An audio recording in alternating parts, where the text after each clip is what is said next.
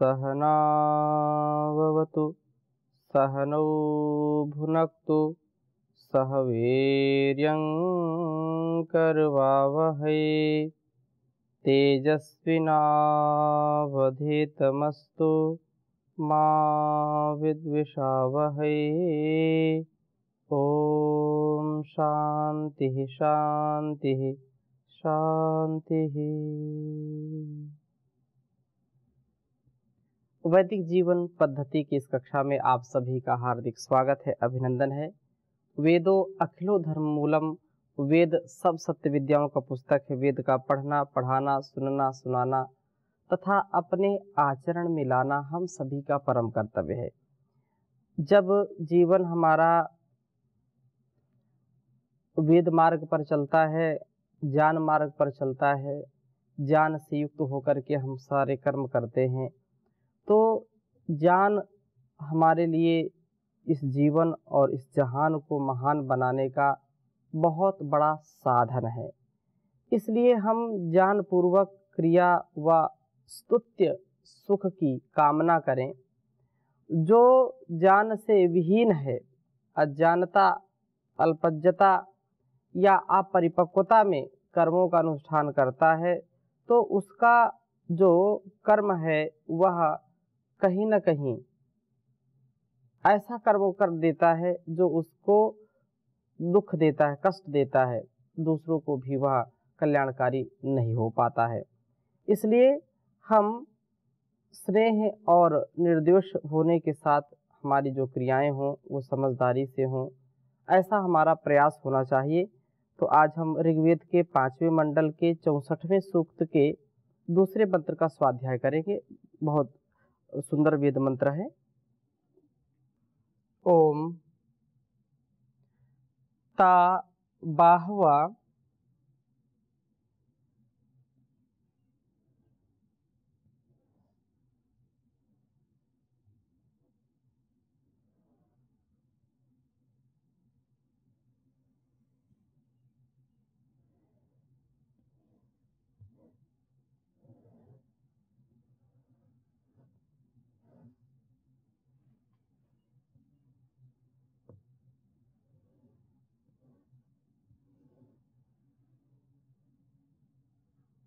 सुचेतुना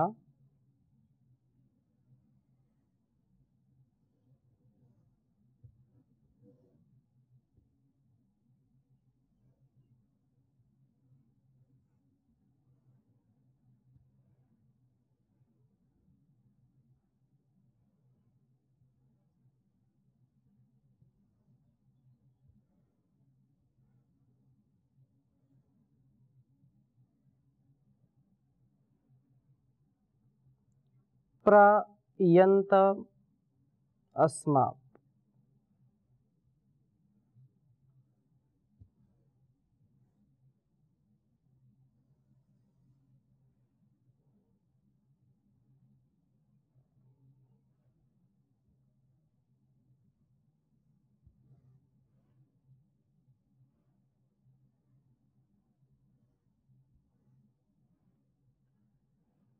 पर्यंतमस्मा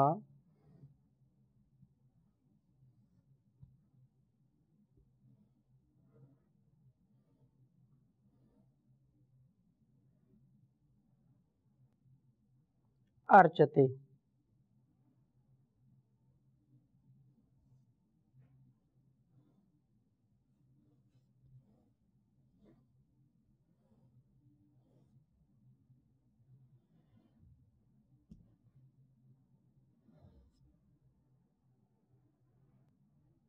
शेवम ही जार्यम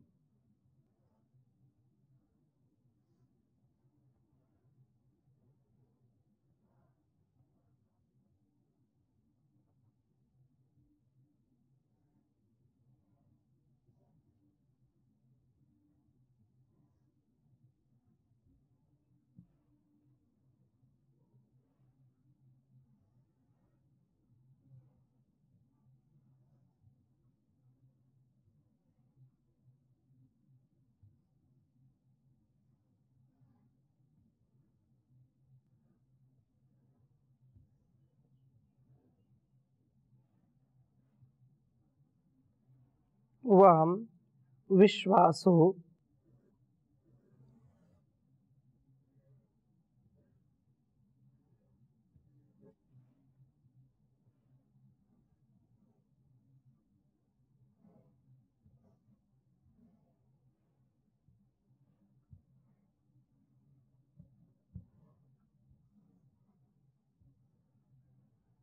विश्वासो क्षासो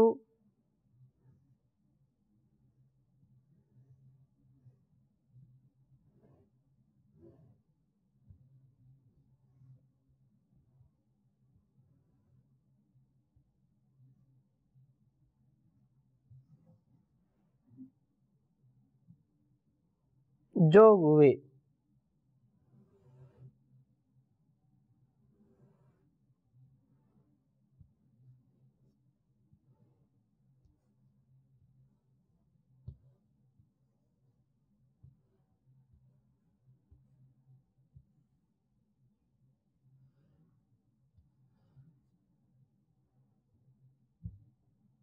ऋग्वेद के 5वें मंडल के 64वें सूक्त का यह दूसरा मंत्र है। ओम ता बहवा सुचेतुना पर्यन्तमस्मा अर्चते शेवं हि जार्यं वां विश्वासुक्षासु जोगुवे। ओम ता बहवा सुचेतुना पर्यन्तमस्मा अर्चते शेवं हि जार्यं वां विश्वासुक्षासु जोगुवे। बहुत ही सुंदर वेद मंत्र है यह। कहा है ता वे आप दोनों, वे आप दोनों कौन? मित्र और वरुण। मित्र और वरुण अस्मा, एक जो मैत्री का भाव हमारे अंदर जागृत करता है, स्नेह से युक्त करता है, और दूसरा जो हमारे अंदर की संकीर्णताओं को, हमारे अंदर के ईर्षा द्वेष के भाव को, छल कपट के भाव को, कुटिलता के भाव को जो नष्ट करता है, हमारे जीवन को निर्दोष निर्द्वेष बनाता है। तो ता आप दोनों मित्र और वरुण, अस्मा अर्चते इस आपका आराधन करने वाले के लिए, जो आपका आराधन करता है, सुचेतुना उत्तम ज्ञान वाले, जो सचेत है और सुचेतुना है, अर्थात अपने आप के व्यवहारों में भी, अपने आप के कृतित्व व्यक्तित्व में भी जो ज्ञान से युक्त कार्यों का संपादन करता है, ऐसा उत्तम ज्ञान वाला। बाहवा प्रयत्न से शेवम सुख को पर्यंतम दीजिए। यमिरत्र दान कर्म पढ़ा है। तो स्नेह के अभाव में, द्वेष से भरे होने पर क्रियाएं समझदारी से नहीं होती।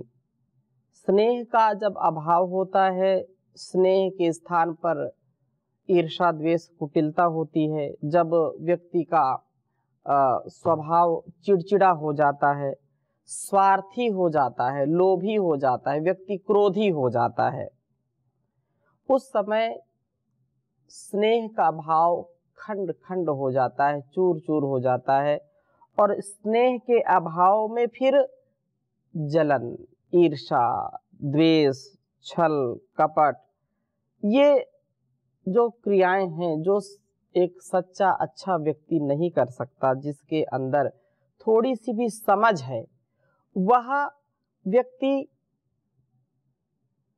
ऐसे दुर्गुणों से दूर ही रहना चाहता है। तो जो नहीं समझता है, वे इस पर बार बार ठोकर खाते हैं, बार बार अपने आप को धोखा देते हैं। तो हम अपने जीवन को बहुत ही सुंदर बनाएं, द्वेष से रहित हो हमारा जीवन। द्वेष से भरे होने पर हमारी क्रियाएं, हमारे जो कर्म हैं, वे श्रेष्ठ नहीं होते हैं। वे हमारे कर्म सदा गलत दिशा में चले जाते हैं, हमारी क्रियाएं ठीक नहीं होंगी। स्नेह व निर्द्वेषता हमें कभी भी बदले लेने की भावना से गलत कर्मों में नहीं जाने देती। स्नेह और निर्द्वेष भाव, यदि स्नेह है, प्रेम है, करुणा है और हमको किसी से द्वेष नहीं है, तो हम कितनी भी मुसीबतें आए, कितना भी कोई अपमान करे, कितना भी कोई कष्ट हमको दे, हमको विचलन नहीं होती है। हम बहुत साधारण, बहुत सादगी से जीवन को जीते जाते हैं।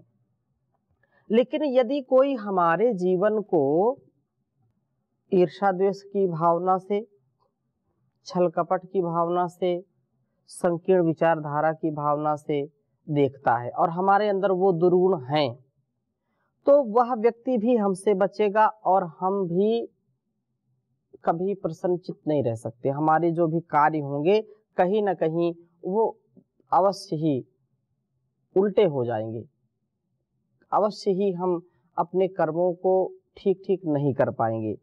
तो यह कर्म का मर्म हम समझें और हम दिव्यता से, भव्यता से युक्त होते हैं, अर्थात स्नेह से युक्त होते हैं, तो कर्मों के अनुष्ठान में सुख, आनंद और शांति का अनुभव होता है। हम बदला नहीं लेना चाहते किसी से, नहीं तो कुछ लोग एक बार किसी के साथ कोई घटना घट गई, किसी ने कुछ कह दिया, तो उस समय वो नहीं बोलेगा, लेकिन बाद में उसके मन में एक गांठ बन जाती है और वह अंदर ही अंदर कुढ़ता रहता है, अंदर ही अंदर वह जलन करता रहता है कि कभी न कभी मुझको मौका मिलेगा और मैं भी इसको अपमानित करूंगा। कभी न कभी उसके जीवन का वह क्षण वह खोजता रहता है व्यक्ति कि उसको वह सबक सिखाए, उसको मजा चखाए, ऐसा उसके अंदर भाव होता है। और ऐसा भाव यदि है तो वो कभी भी श्रेष्ठ कार्य, उत्तम कार्य नहीं कर सकता है। अगली बात क्या कही, वाम, आपका मित्र और वरुण का सेवम सुख ही निश्चय से जार्यम स्तुति के योग्य होता है। अर्थात यह सुख विश्वासु क्षासु सब भूमियों में जो हुए गायन के योग्य होता है, प्रशंसनीय होता है। संसार में सर्वत्र इस सुख का संसन होता है। स्नेह और अनिर्देशता से उत्पन्न प्रेम सर्वत्र प्रशंसनीय है, श्लाघनीय है, सर्वत्र उसका मान होता है। जहाँ पर स्नेह है, जहाँ पर द्वेष की भावना नहीं है, तो वो संबंध भी दीर्घ काल तक बहुत ही अच्छी प्रकार से निभाए जा सकते हैं। स्नेह व निर्देशता के होने पर हमारी सब क्रियाएं समझदारी से की जाती हैं। इनसे उत्पन्न सुख सर्वत्र शंसनीय हो जाता है, प्रशंसनीय हो जाता है। इसलिए मित्र और वरुण जो हमारे जीवन को मित्रता से, स्नेह से युक्त करें और द्वेष से, ईर्ष्या, छल कपट से दूर करें। इसी प्रकार से अगला वेद मंत्र भी बहुत सुंदर बात इसमें कही है, गति मात्र मित्र के मार्ग से हो, शत्रु के मार्ग से नहीं। तो कहा है, ओम यन्नु नमस्याम गतिम मित्रस्य यायाम पथा अस्ते प्रियस्ते शर्मण्य हिंसा नस्ते शश्चिरे। जब नूनम निश्चय से गतिम, अश्याम गति को प्राप्त करूं, तो मित्रस्य पथा स्नेह करने वाले मार्ग से मैं जाऊं। जीवन में जब गति प्रगति मैं करूं तो मेरे सारे कार्य मैत्री भाव से युक्त हों और मित्रता के रास्ते से, मित्रता मैत्री के पथ से मैं कार्य करने वाला बनूं। अर्थात मेरी सारी गति एकमात्र मित्र की जैसी गति हो, मेरा कोई भी कार्य ईर्ष्या से युक्त ना हो, द्वेष से युक्त ना हो, क्योंकि यह ईर्ष्या द्वेष हमको अंधा बना देते हैं।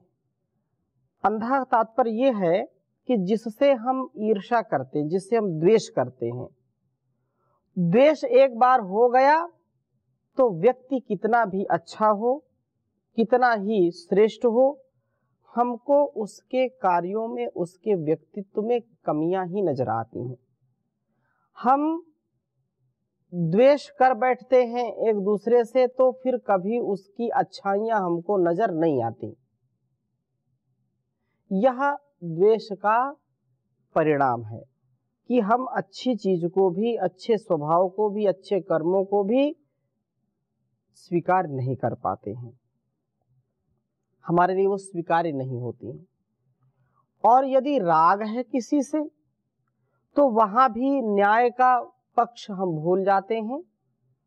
हम उस व्यक्ति के अंदर कितना भी दोष हो जिससे हमको राग हो गया है, तो सदोष वह व्यक्ति हमको निर्दोष नजर आता है, और जिससे हमारा द्वेष है वह निर्दोष होने पर भी हमको दोषी नजर आता है।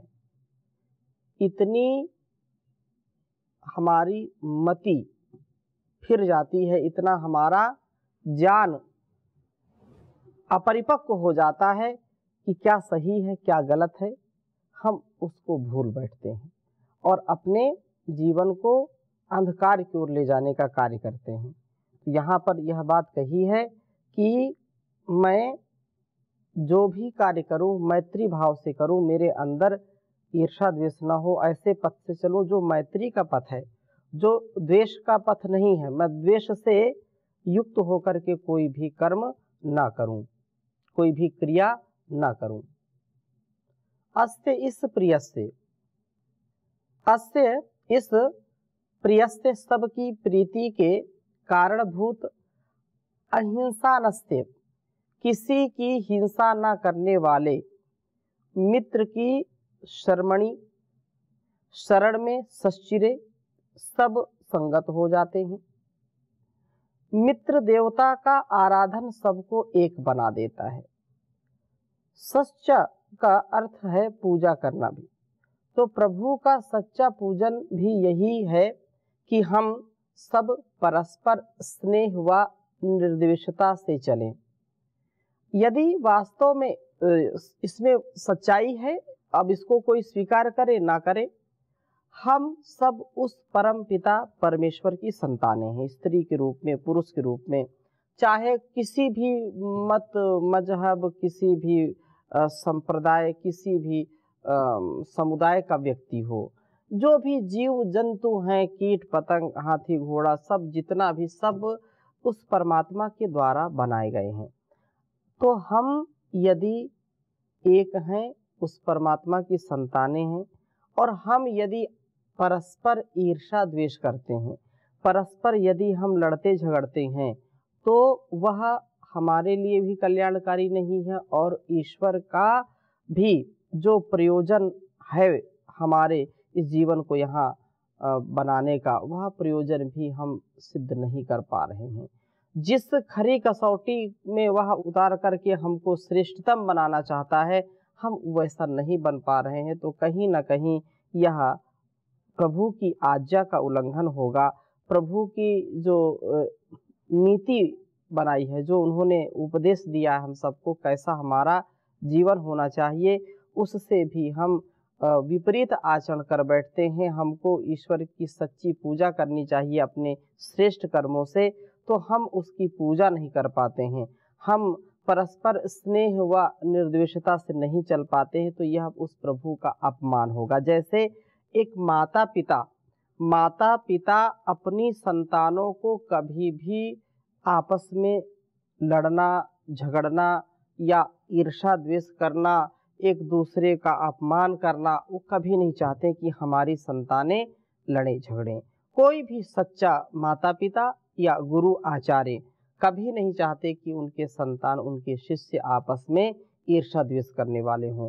वो सदा यही चाहते हैं कि इनमें अतिशय प्रेम हो, अतिशय इनमें परस्परता हो, एक दूसरे का सम्मान हो।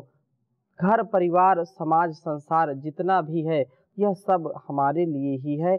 हम इतना श्रेष्ठ जीवन बनाएं जिससे हमारे जीवन और इस जगत का हम कल्याण कर पाएं। तो मेरे सब कार्य मित्र के मार्ग से चलते हुए हों। मैं शत्रुवत व्यवहार ना करूं, मैं किसी से ईर्ष्या द्वेष ना करूं। यह स्नेह व निर्द्वेषता से चलना ही प्रभु का सच्चा पूजन है। हम अपने जीवन में जैसे जैसे निर्द्वेष बनते जाएंगे, जैसे जैसे हमारा स्वभाव निर्मल होता जाएगा, वैसे वैसे प्रभु की हम भक्ति के लिए तैयार होते चले जाएंगे। यही उस प्रभु की भक्ति का स्वभाव हमारे अंदर स्थापित हो जाए तो कितना सुंदर यह जीवन हो जाएगा। इसलिए कहा, मन चंचल चल ओम शरण में, मन चंचल चल ओम शरण में, ओम शरण में, ओम शरण में, ओम शरण में, ओम शरण में, मन चंचल चल ओम शरण में। ओम ही तेरा जीवन साथी, मित्र हितैषी सब दिन राती। ओम ही तेरा जीवन साथी, मित्र हितैषी सब दिन राती। 2 दिन के हैं ये जग वाले, साथ न देंगे जन्म मरण में। मन चंचल चल ओम शरण में, मन चंचल चल ओम शरण में। कितने दिन हंस खेल लिया है, सुख पाया दुख झेल लिया है। रुक जा मत जा माया के संग, डूब मरे कूप गहन में। रुक जा मत जा माया के संग, डूब मरेगा कूप गहन में। मन चंचल चल ओम शरण में, मन चंचल चल ओम शरण में। जग में तू प्यार बढ़ाया, कितना सिर पर भार चढ़ाया। जग में तूने प्यार बढ़ाया, कितना सिर पर भार चढ़ाया। पग पग मुश्किल हो गिर पगले, भवसागर के पार करन में। मन चंचल चल ओम शरण में, मन चंचल चल ओम शरण में। सब चिंताएं मिट जाएं तेरी, भजले तज दे हेरा फेरी। सब चिंताएं मिट जाएं तेरी, भजले तजले हेरा फेरी।